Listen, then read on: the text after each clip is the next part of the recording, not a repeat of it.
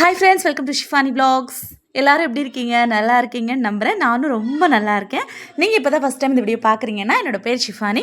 இந்த வீடியோ முழுசாக பார்த்துட்டு இது உங்களுக்கு பிடிச்சிருந்துச்சு அப்படின்னு சொன்னால் நம்ம சேனலை சப்ஸ்கிரைப் பண்ணிக்கோங்க. இன்றைக்கி நம்ம சேனலில் நம்ம ஆரவநேரில் போட்டிருக்க எக்ஸிபிஷனை தான் சுற்றி பார்க்க போயிருந்தேன். எக்ஸிபிஷனில் என்ன இருக்குன்னு பார்க்கலாமா? வாங்க வீடியோக்குள்ளே போகலாம். These brothers my guys, know that we fly, know that they ride or die. Why they wanna move like that? Where you want gone? Why you want act like that? Why you play hard?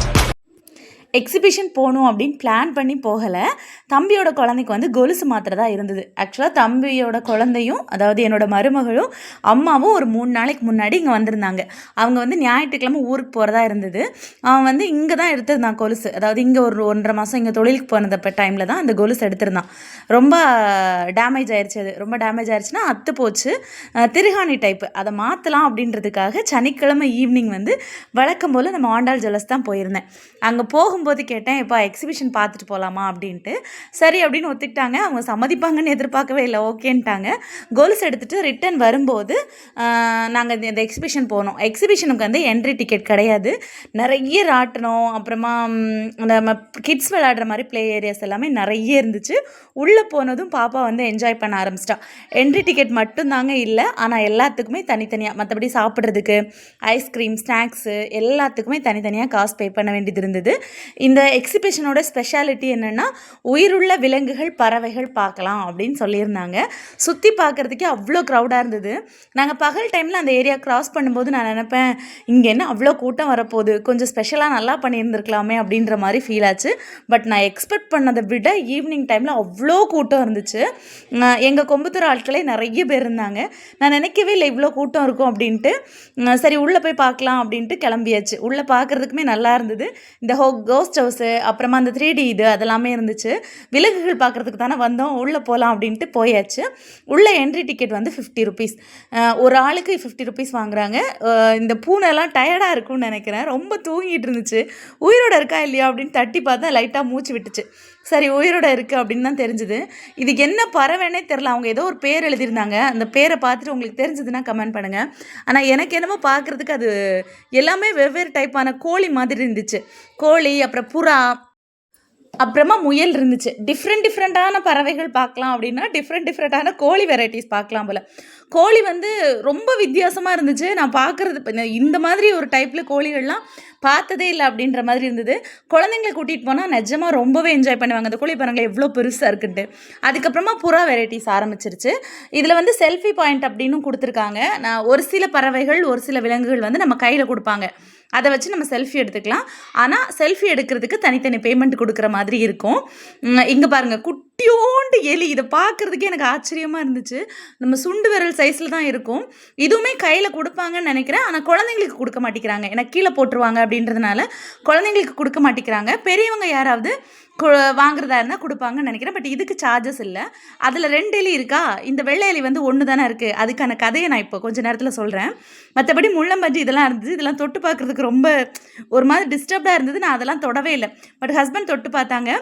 அந்த குட்டி எலியும் கையில் எடுத்துட்டாங்க. கையில் எடுத்துகிட்டு அப்படியே மெதுவாக விட்டுட்டாங்க. இதெல்லாம் மெயின்டைன் பண்ணுறதுக்கு உள்ள ஒருத்தங்களை வச்சுருக்காங்க. அதாவது யாராவது விலங்குகளை டிஸ்டர்ப் பண்ணுறாங்களா, இல்லை பறவைகளை டிஸ்டர்ப் பண்ணுறாங்களா அப்படின்னு பார்க்குறதுக்கு உள்ள ஒருத்தங்களை வச்சுருக்காங்க. எல்லாமே கூண்டுக்குள்ளே வச்சு பத்திரமா சேஃப்டியாக பார்த்துக்கிறாங்க. எல்லாத்துக்குமே ஃபுட் இருக்குது. இந்த பெரிய பெரிய பல்லி மாதிரி இருக்குல்ல, இதோட பேர்லாம் தெரில. இதெல்லாம் பார்க்குறதுக்கு ரொம்ப கொடூரமாக இருந்துச்சு. என் ஹஸ்பண்ட் ரொம்ப அசால்ட்டாக வாலெல்லாம் தொட்டு பார்த்துட்டு இருந்தாங்க. இதெல்லாமே கையில் வச்சுக்கிட்டு நம்ம செல்ஃபி எடுத்துக்கலாம். அதுக்கு வந்து தனி பேமெண்ட்டு. இந்த புறாவை கையில் வச்சு செல்ஃபி எடுக்கிறதுக்கு வந்து 50 ரூபா சொன்னாங்க. பட் புறா வந்து ஹஸ்பண்ட் கையை நீட்டினதுமே போயிடுச்சு. அதனால அந்த பையன், அக்கா அப்படி எடுக்கக்கூடாது, தனி பேமெண்ட் கொடுக்கணும் அப்படின்ட்டு அதை பிடிச்சி கூண்டுக்குள்ளே விட்டுட்டான். அந்த பல்லி மாதிரி இருக்குல்ல, அது எல்லாத்துக்குமே தனித்தனி பேமெண்ட் 50 ருபீஸ் கொடுக்க வேண்டியது இருக்கும். அதுக்கப்புறமா இதில் ஒரு பாம்பு இருக்குல்ல, அந்த எலி கதையை இப்போ சொல்கிறேன்னா, இந்த பாம்பு வந்து அந்த வெள்ளை எலியிலேருந்து ஒரு எலியை சாப்பிட்டுருச்சான். அதனால 2 நாள் அதை ரெஸ்ட் எடுக்கணும்க்கா, அதுக்கப்புறம் தான் நாங்கள் கையில் கொடுப்போம் அப்படின்னாங்க.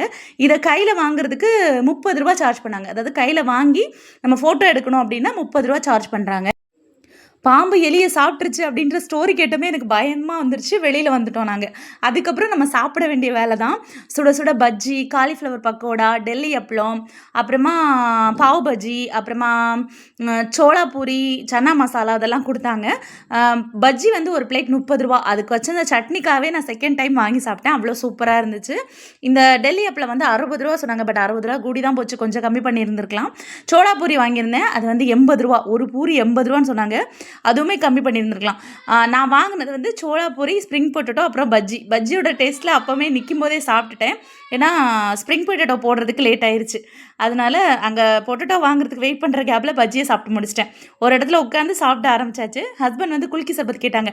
அவன் தோளில் உட்காந்துருக்குல ஒரு கிளி, அந்த கிளி வந்து 2.5 லட்ச ரூபாயாங்க. அந்த கிளியை வச்சு ஃபோட்டோ எடுக்கிறதுக்கு 100 ரூபா சார்ஜ் பண்ணுறாங்க. சொன்னேன்ல பஜ்ஜிக்காக இன்னொரு பிளேட் வாங்கியிருந்துச்சா, சட்னிக்காக இன்னொரு பிளேட் வாங்கியிருந்தேன்னு. இன்னொரு பிளேட் வாங்கினேன், வாங்கி சாப்பிட்டுட்ருக்கேன். குல்கி சர்பத்துமே நல்லா தான் இருந்தது. பட் பச்சை மிளகா போடாமல் இருந்திருக்கலாம். ஒன்று வந்து 50 ருபீஸ். எல்லாத்துக்குமே ஒரு பக்கம் டிக்கெட் எடுத்துகிட்டு இன்னொரு பக்கம் தான் போய் வாங்கணும். சாப்பாடு அதெல்லாம் முடிஞ்சதுக்கப்புறம் வேறு என்ன ஷாப்பிங் தான். கேமும் இருந்துச்சு. இந்த பந்து வச்சு டம்ளர் அடிக்கிறது, அப்புறமா பால் உருட்டி விடுவாங்களா, அந்த மாதிரி கேம்லாம் இருந்துச்சு. பட் அதெல்லாம் நமக்கு செட் ஆகாது. நிறைய பொருட்கள் இருந்துச்சு. ஒரு கடையில் வந்து ரேட் வைஸ் போட்டிருந்தாங்க. என்னென்ன பொருட்களுக்கு என்னென்ன ரேட் அப்படின்னு போட்டிருந்தாங்க. இன்னொரு கடையில் நம்ம வந்து கேட்டு வாங்குற மாதிரி இருக்கும். பட் இந்த பொருட்கள்லாம் ஓரளவுக்கு ரேட்டு ஜாஸ்தி அப்படின்ற மாதிரி தான் ஃபீல் ஆச்சு. எல்லா பொருட்களுமே ரேட்டு அதிகமாக அப்படின்னு கேட்டால் இல்லை. ஒரு சில பொருட்களுக்கு கம்மி பண்ணிக்கலாம் அப்படின்னு. இந்த கொலம்பஸ் பெரிய ராட்டினம் இருக்குல்ல, அதுக்கு வந்து ஒரு பர்சனுக்கு வந்து 80 ரூபா சார்ஜ் பண்ணுறதா சொன்னாங்க. அது வந்து எனக்கு கொஞ்சம் ஓவராக தான் தெரிஞ்சிச்சு. ஹஸ்பண்ட் கிட்ட கேட்டேன், இப்போ போகணுமா அப்படின்ட்டு. வேண்டான்ட்டாங்க. பட் எனக்குமே அது இன்ட்ரெஸ்ட் இல்லை. எனக்கு லைட்டாக தலை சுற்றும், அதனால் இன்ட்ரெஸ்ட் இல்லை. பாப்பாவுக்கு இந்த கிரீடத்தை வச்சு அழகு பார்த்துட்டு இருக்காங்க. எப்படி இருக்குன்னு சொல்லுங்கள். இது வந்து ஒரு கடையில் ஒரு கொஞ்சம் பொருள் வாங்கியாச்சா. அடுத்ததாக இது வந்து அடுத்த கடை. இது வந்து ஃபேன்சி ஸ்டோர் மாதிரி இருந்துச்சு. பொண்ணுங்களுக்கு தேவையான ஹேர் கிளிப்பு, ஹேர் பேண்டு, வளையல், நெயில் பாலிஷ், மெகந்தி அப்படின்னு நிறைய விஷயங்கள் இங்கே இருந்துச்சு. இங்கே இருக்க பொருட்கள் வந்து கொஞ்சம் ரேட்டு ஜாஸ்தி அப்படின்ற மாதிரி ஃபீல் ஆச்சு. நாங்கள் குழந்தைங்களை கூட்டிகிட்டு போகல அப்படின்னு மிஸ் பண்ணோம். ஏன்னா பிளான் பண்ணி போனதில்லை, எதர்ச்சியாக போனது தான். நெக்ஸ்ட் டைம் ஒரு வாட்டி குழந்தைங்களை கூட்டிகிட்டு போகணும். இது வந்து ஜூலை 2ஆம் தேதியிலேருந்து 27ஆம் தேதி வரைக்குமே இருக்குது. ஈவினிங் 4 o'clockலேருந்து நைட் 10 o'clock வரைக்கும் இருக்குது. ஃபுட்டெல்லாம் எந்த குறையுமே சொல்ல முடியாது. ரொம்ப சூப்பராகவே இருந்துச்சு. நான் திருச்செந்தூரில் எக்ஸிபிஷன் போயிருக்கேன். அங்கே உள்ள ஃபுட்டை விட இங்கே உள்ள ஃபுட் ரொம்பவே சூப்பராக இருந்துச்சு. நல்லா என்ஜாய் பண்ணி சுற்றி பார்த்துட்டு அதுக்கப்புறமா நாங்கள் 3 பேருமே வீட்டுக்கு கிளம்பிட்டோம். கண்டிப்பாக குழந்தைங்களை கூப்பிட்டுட்டு இன்னொரு தடவை வரணும்னு பிளான் பண்ணியிருக்கேன். நீங்கள் யாராவது ஆர்மனேரில் உள்ள எக்ஸிபிஷன் பார்த்துருக்கீங்களா அப்படின்றத கமெண்ட் பண்ணுங்கள். கொடுத்து செலவு பண்ண காசெல்லாம் ஒர்த்தான்னு கேட்டால் கண்டிப்பாக ஒர்த்து தாங்க. ஓகே இல்லை அப்படின்ற மாதிரி டபுள் மைண்டடாக இருந்தது. இவ்வளோ நேரம் இந்த வீடியோ பொறுமையாக பார்த்ததுக்கு ரொம்ப நன்றி.